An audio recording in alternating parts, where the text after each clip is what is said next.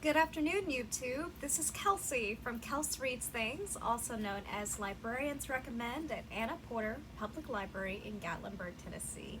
And I am here and excited today to finally be reviewing with you Crescent City, House of Earth and Blood by Sarah J. Maas. Now, this is the very first adult fantasy series by Sarah J. Maas. It's also more urban and modern based, whereas it's more of a contemporary theme rather than historical fiction. I gave this amazing title a 5 out of 5-star rating for multiple reasons, including world building, plot, character development, and relationships to each other, being kept on the tip of my toes, and twists and turns that came with the mystery book. So now I'm going to give you a little bit of an introduction to the plot. It's something that I wrote up, and it includes some highlights that I think that you should know about the book before you read it. In the bustling, modern, and magical city of Lunathian, also known as Crescent City, Bryce Quinlan, a half-human, half-fae, 25-year-old resident, becomes tangled up in a rampant murder mystery. After the death of a close friend, Bryce lives a relatively low-key life by selling barely legal ancient artifacts to big buyers for a sorceress known as Jessica Roba. 2 years after her close friend's murder, Bryce is called into duty in order to help solve the case due to her previous involvement, as the person who murdered before has come back and is continuing murders now 2 years later. She's known throughout the book by other characters as a thoughtless party girl, but Bryce must stand up against her reputation and square off with her reluctant partner and assassin, Hunt Athalar, also known as the Shadow of Death, in order to solve the mystery together. Can Bryce and Hunt put aside their differences and work as a team? Will reaching out to an estranged family member help them in their task? Find out more by reading Crescent City by Sarah J. Maas. Some things that you should know about in terms of themes include its mystery, suspense.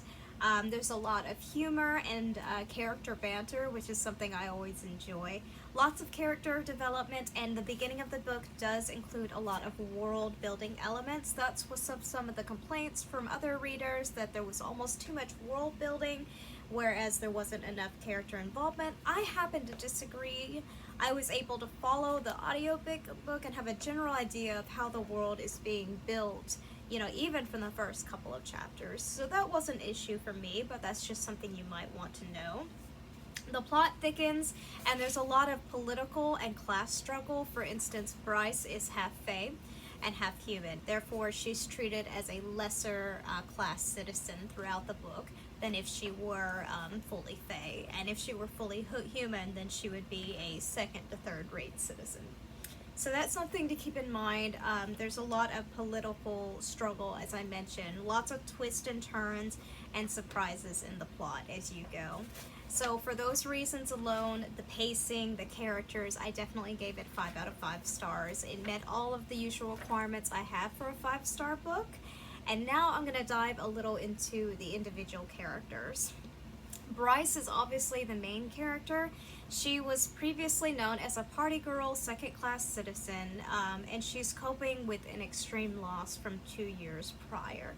She works in antiquities, and I would describe her as sassy, sarcastic, intellectual, crafty, and no self-defense techniques thanks to her adopted human father, Randall. Next, we have Hunt Athalar. He is a no BS taker, a fallen angel slave to the Republic, but most specifically to Micah Domitus, who assigns for Bryce and him to work together in order to solve the mystery of who is committing these murders. Hunt's abilities include creating lightning bolts. He's extremely powerful, one might say one of the most powerful fallen angels in history.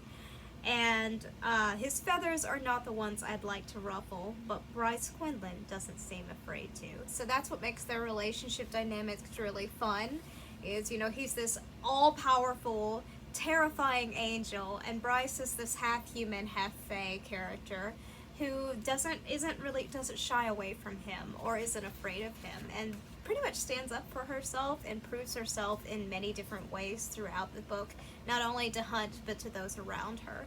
So that was really awesome to see. Things that I really enjoyed, I mentioned, include the pacing of the novel. I really thought the world building was well done. There was a lot of information to digest at first, but it also included plot and storyline into the introduction. So for me personally, I was able to pick it up with relative ease. The diversity of the characters was great, especially considering races, magical abilities, class status, personalities, looks, all very well done, all very different. There were a lot of relatable situations and character instances, especially because this is a modern urban fantasy, such as discussion and enjoyment of trash television, ignoring underlying mental and physical health issues, and there were also nightclubs, drinking, dancing, and other illegal substances. That were mentioned in the book. And that seemed very relatable because you could kind of definitely see some parallels in today's modern society and how we look at these issues as well as in the books. So that was really cool to compare and contrast. As I've mentioned, the characters were very entertaining in terms of how they all interacted with each other.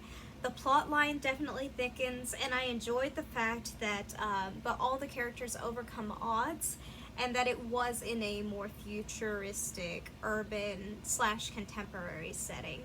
So overall, again, I give it a 5 out of 5 stars. Sarah J. Maas, you blow my mind once again. I think it was a fantastic read, and it definitely leaves you wanting more by the end of the book. I believe the next one will be coming up out, hopefully, last I saw was next November, so not for another year and a couple of months. But I look forward to seeing what's going to happen between now and then, and definitely will reread in preparation for the next book to come out. Thank you so much for watching. I look forward to discussing more books with you in the future. Hopefully next week I will be discussing From Blood and Ash by Jennifer Armentrout. Thanks again. I hope you have a wonderful Monday. Bye-bye.